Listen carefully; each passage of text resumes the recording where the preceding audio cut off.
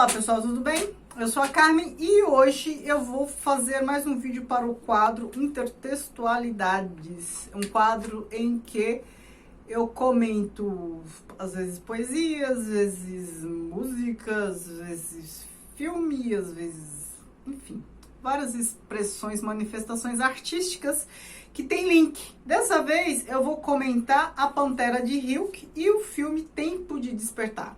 Por que intertextualidades? Porque às vezes trecho de um poema está no filme e tem um significado ali. Às vezes é uma música que está no filme e às vezes o filme dialoga diretamente com uma música ou com um poema ou com alguma outra coisa, enfim, alguma lenda, alguma coisa assim. Então eu trago aqui manifestações artísticas, culturais diferentes, textos diferentes, porque imagem também é texto, e comento como essas coisas se relacionam nas diferentes obras. Bora lá.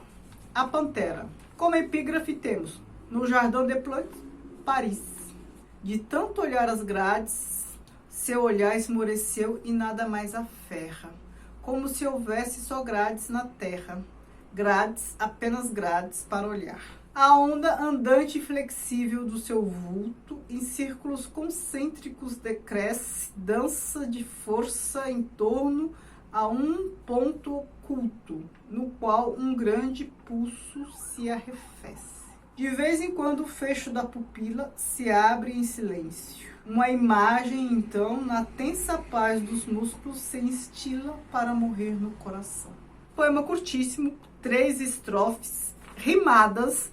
Aqui a gente percebe, na primeira estrofe, a rima A, B, B, A, olhar, aferra, terra, olhar. Só que no original, a rima é A, B, A, B. Na tradução, ficou a rima entre os dois versos do meio e os dois, o primeiro e o último. Nas outras 2 estrofes, as rimas são intercaladas também. Vulto decresce, oculto arrefece. Na outra, pupila, então, instila coração. Então, a gente tem aqui um poema que não é soneto, né? São só 3 estrofes, mas rimado e com ritmo.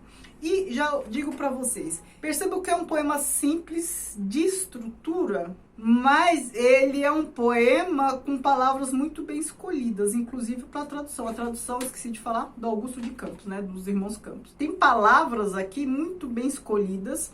A fonética, que eu não entendo o alemão, então no original não sei dizer como é. Mas na tradução, a fonética desse poema ela é bem marcada. É um poema para todos os poemas, na verdade, né? Mas esse principalmente para ler em voz alta. Mas antes de já comentar cada estrofe, eu vou me ater na epígrafe. Aqui tá, no Jardin des Plantes, Paris.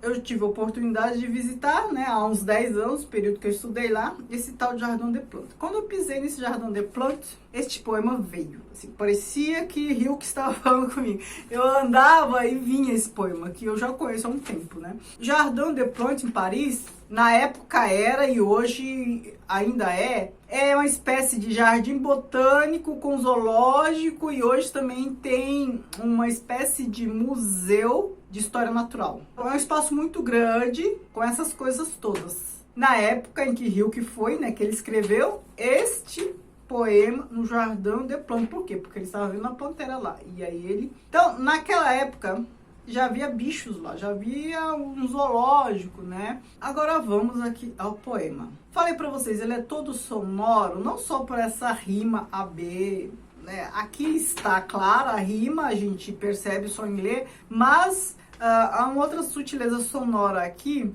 Eu marquei bem as 3 estrofes.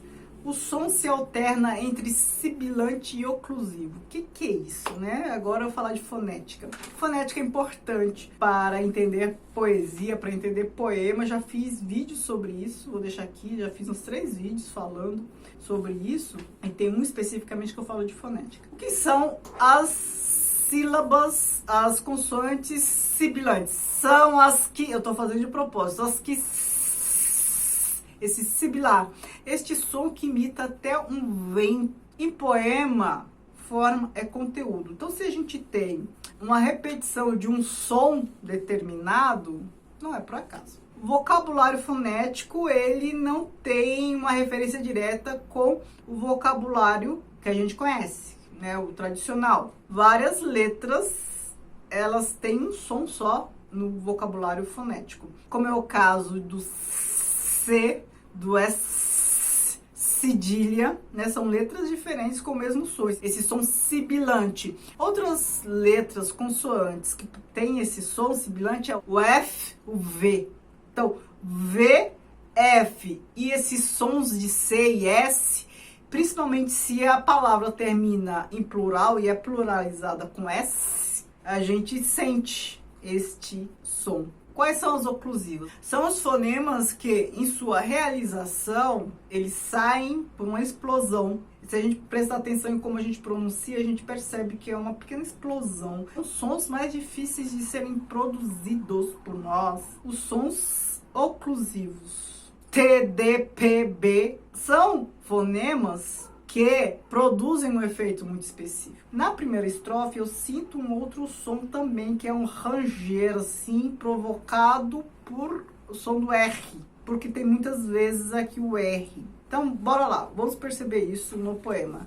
De tanto, aí tem a explosão, olhar as grades, de tanto olhar as grades, seu olhar esmoreceu e nada mais aferra. Percebam, mais aferra, tem um sibilar, esmorecer, aferra. São sons muito repetitivos aqui, como se não houvesse. Então, o sibilar, só grades na terra. Grades, apenas grades para olhar. Percebam que olhar aparece 3 vezes aqui numa estrofe só. Grades 4 vezes. Então aí a gente já tem o principal dessa estrofe, um olhar para as grades. Quem está olhando para as grades? O nome, o título do poema já nos indicou, é uma pantera. Se uma pantera está olhando repetitivamente para as grades 4 vezes, né? Na minha cabeça veio essa imagem, grade, grade, grade, grade, ou seja, já forma ali uma jaula. E ela olha, olha, olha. Então dá a impressão que é uma pantera ali incomodada com sua condição de enjaulada. E esse som do R repetidamente, na minha cabeça pelo menos, vocês podem interpretar de outra maneira, me dá a impressão de um ranger, do ranger das grades. Eu fiquei com isso na cabeça, mas pode ser só viagem minha também. Este som do R, esse ranger, aparece bem aqui. Eu acho que até nessa primeira estrofe se alterna mais o R e o sibilar, né? Tem pouca oclusiva. As oclusivas e o sibilar aparecem mais fortemente nas outras 2 estrofes, e aí nessas outras 2 já não tem o R marcando bem. E ele escolhe no segundo verso, quando ele fala esmoreceu e nada mais aferra. São palavras bonitas, esmorecer e aferrar, né? O que é aferrar? Agarrar, se apegar, se ater, né? Então, assim, o olhar da pantera esmoreceu, né? Perdeu o vigor e nada mais agarra. Ou seja, ela não está buscando por mais nada. É um olhar já vencido,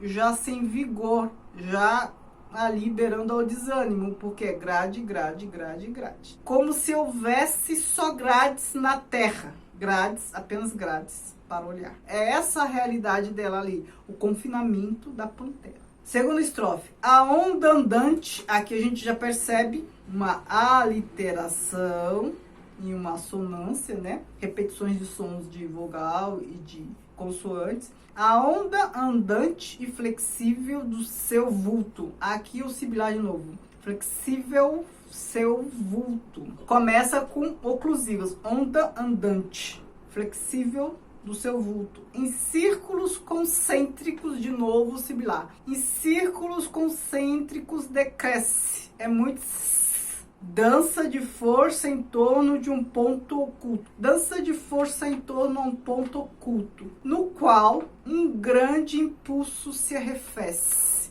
De novo, sibilar. Arrefecer é outra palavra muito bonita, que é o quê? Esfriar, tornar-se frio. Então a gente tem todo aqui um movimento de um vigor que vai se perdendo. A gente já percebeu isso ali no esmorecer, no aferrar, no decrescer e agora no arrefecer. Então a gente está percebendo uma pantera já se diminuindo, já se minimizando, pelo menos em termos de ânimo, né? É claro que o tamanho dela é o mesmo, por conta da condição dela, é grade, grade, grade, grade. Agora, aqui nessa segunda estrofe, tem uma das imagens mais bonitas deste poema. Olha só como ele representa o movimento da pantera, ó. A onda andante e flexível do seu vulto. Uma onda que anda em círculos concêntricos decresce. Do que ele está falando, a onda que anda? Círculos concêntricos. O movimento da pantera concêntrico decresce, ou seja, para cima e para baixo. Ela está andando enjaulada. Dança de força em torno a um ponto oculto, no qual um grande impulso se arrefece. Ela está andando, movimento concêntrico, enjaulada sobre grade, o olhar já está desanimando, os movimentos são decrescentes e vão se arrefecendo, o ânimo da pantera, toda aquela força do animal vai se arrefecendo, vai diminuindo. De vez em quando, o fecho da pupila se abre em silêncio, olha o sibilar, silêncio. Uma imagem, então, na tensa paz dos músculos se instila para morrer no coração. Uma imagem se instila e morre no coração. De vez em quando, o fecho da pupila se abre em silêncio. Ou seja, ela já está esmorecida, arrefecida e tal, já desanimada, a pupila baixando. Fecho da pupila se abre em silêncio, abre devagar. Uma imagem, então, na tensa paz dos músculos se instila para morrer no coração. Qual imagem pode ser? O que para mim é mais provável? Lá na primeira estrofe é olhar e grade, olhar e grade. Ela foi se desanimando. Aqui ela está olhando, qual a imagem que ela vê? Grade. Na tensa paz dos músculos se instila, outra palavra bonita. O que é instilar? É injetar com gota, sabe aquele conta-gota? Se vai pouquinhos, se instila para morrer no coração. Ela abre os olhos, vê grade, ou o que está além da grade, não se sabe, e ela já está resignada. É uma pantera que já se resignou. A tensa paz dos músculos se instila para morrer no coração. Tensa paz dos músculos porque ela andou, andou, andou, e já foi arrefecendo, foi se cansando, fica com o coração já arrefecido também. Já é resignação, ou seja, a condição dela é de um bicho enjaulado. Lindo, né? É um poema muito simples, mas muito bonito. O que esse poema tem a ver com o filme Tempo de Despertar? Eu vou deixar todos os créditos do filme aqui embaixo. Este é um filme antigo, um filme com Robin Williams, que já até faleceu, e com Robert De Niro. O Robin Williams era um médico de um hospital psiquiátrico, alguma coisa assim, gente. Eu não vou lembrar de muitos detalhes porque eu já assisti faz tempo, mas eu lembro do que interessa para esse vídeo. E o Robert De Niro era um paciente. Então, era ali uma casa de repouso, um hospital psiquiátrico, não sei, em que havia várias pessoas, assim, acho que a maioria de meia idade, com alguns problemas mentais. Então, assim, não se movimentavam muito bem, alguns problemas motores, né? Então, assim, às vezes o cérebro estava bom, mas o corpo não respondia, aquela coisa. O médico Robin Williams, ele criou um método, agora eu não sei se era uma medicação ou se é um método que ele criou, né? Me desculpem, não lembro mais de detalhe, porque eu já vi faz tempo,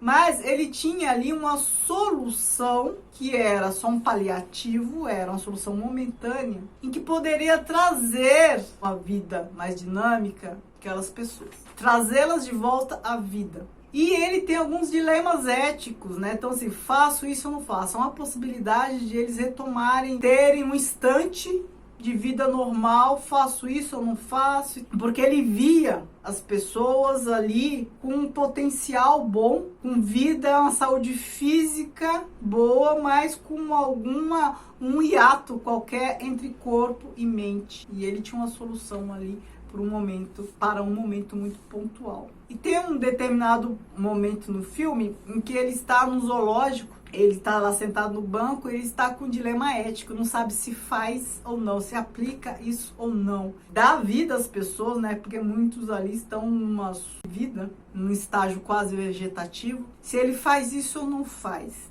E aí vem ele olhando lá para a jaula, aí vem o poema do Rilke. Porque aqui a gente tem um bicho com vigor que não pode usar esse vigor por conta da sua condição ali de enjaulado. O médico entende aquelas pessoas enjauladas no seu próprio corpo. Elas têm um potencial mental, intelectual que não conseguem exercer por conta da limitação. Eu lembro que o personagem do Robert De Niro, quando submetido a esse tratamento, nossa, ele fica cheio de vigor. Esse tratamento, essa medicação, não lembro. Ele começa a dançar, tem um baile. É como se as pessoas estivessem num estado letárgico, de repente, injetam alguma pulsão de vida nelas e elas começam a viver de maneira dinâmica, aproveitando a vida. Porque antes elas estavam na condição dessa pantera, ou seja, um potencial enjaulado. Me digam se vocês já assistiram esse filme, se vocês conheciam esse Poema do Rio. É bem mais provável que vocês conheçam o filme, já tenham assistido, mas não conheçam o poema. Mas me digam aqui qual a experiência de vocês com isso tudo que eu apresentei aqui. Eu adoro saber. Muito obrigada, beijos e